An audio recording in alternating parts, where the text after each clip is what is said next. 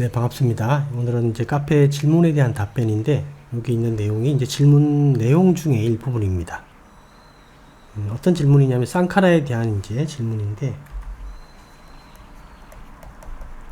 쌍카라가 일반적으로 이제 행위다, 이렇게 얘기를 하고, 한글로 번역할 때는 주로 형성하다, 이렇게 번역을 하고, 또는 만들다, 이렇게 번역을 합니다. 근데 저는 이제 쌍카라의 의미를 그렇게 번역하지 않고, 이제, 조작하다, 꾸미다 이렇게, 또는 조합하다 이렇게 번역을 합니다. 질문하신 내용은 이제 이렇게 번역하는 어떤 이유가 있는가라는 부분이죠. 질문 내용을 간단하게 보게 되면 두 번째 패러그래프에 보게 되면 이제 그런데 여기에서 의문이 왜 조작한다, 꾸민다는 표현을 쓰는가 하는 점입니다. 만든다, 조작한다라는 등식은 보통 성립하긴 하지만 조작한다, 꾸민다라는 의미에는 이제 부정적인 의미가 담겨 있기 때문에 이렇게 번역하는 이유가 있는가? 그 점에 대한 질문이죠. 그래서 간단하게 보게 되면 이제 쌍카라가 사실 다양하게 사용이 됩니다. 의미가 상당히 이제 여러 가지 의미로 사용되는데 뭐 재행무상이다 이렇게 표현할 때는 이 쌍카라를 쌍카타와 같은 의미로 사용을 하는 것 같아요.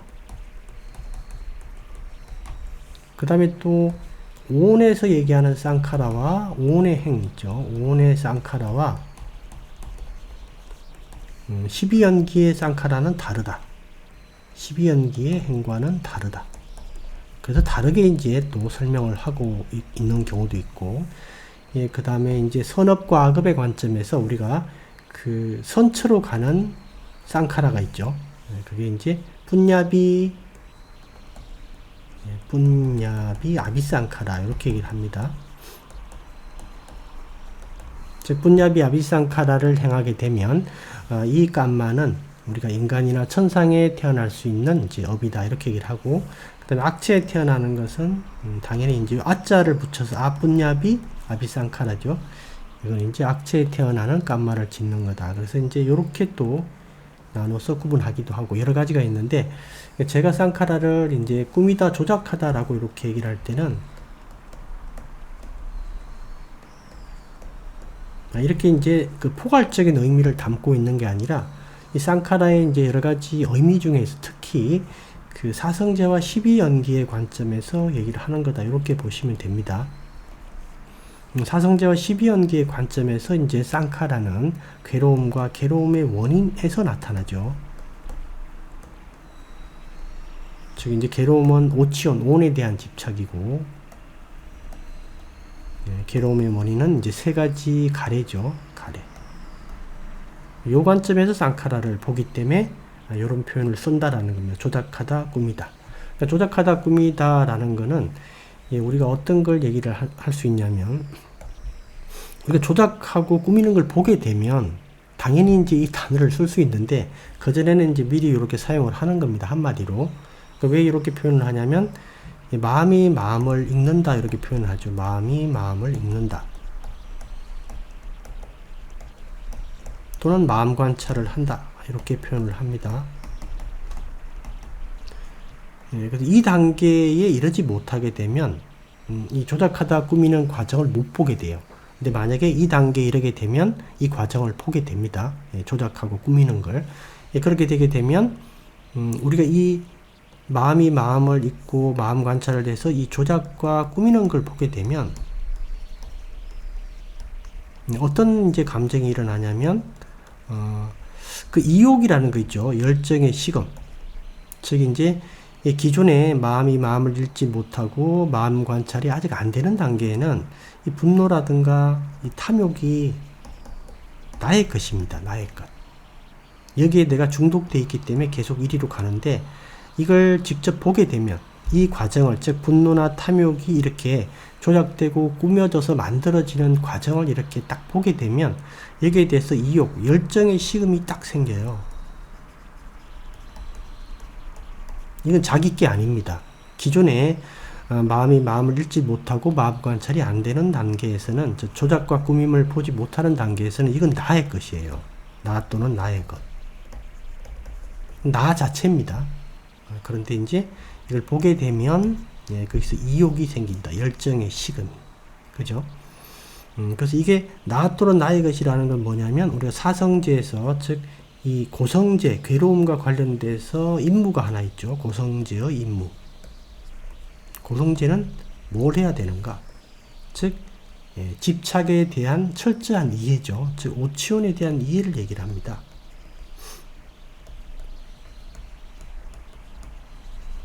이해가 어디까지 가야 되냐면, 이욕이 일어날 때까지. 이욕이 생길 때까지 이해를 해야 돼요.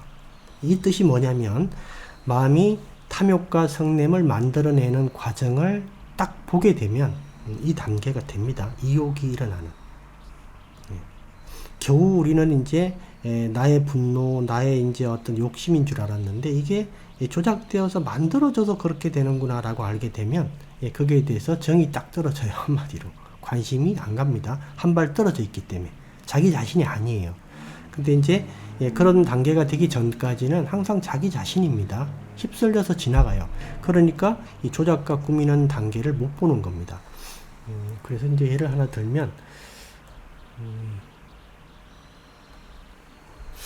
제가 태국에 있을 때, 이제 그 처음에 한국에 있다가 태국에 처음에 이제 출가를 바로 한 게 아니라, 제가자로 이제 가서 이제 조금 있었거든요. 그리고 나중에 출가를 했는데, 그 태국에 있으면서 여러 가지 오해를 했던 것 중에 대표적인 게 이제 뭐였냐면, 태국 분들은 음식을 던지는 경우가 있어요. 이제 큰 스님이 던지는 경우가 있고, 그 다음에 이제 여성 제가자들이 던지는 경우가 있는데, 큰 스님이 던지는 경우는 이제 큰 스님을 이렇게 배로 이제 제가자들이 많이 오죠. 그래서 여성들이나 이제 어린이들이 이렇게 오게 되면, 큰 스님이 이제 받은 보시 물품들 중에 음료수나 과자 같은 게 있으면 이렇게 던져서 줘요. 이렇게 주는 게 아니라 던져서 줍니다.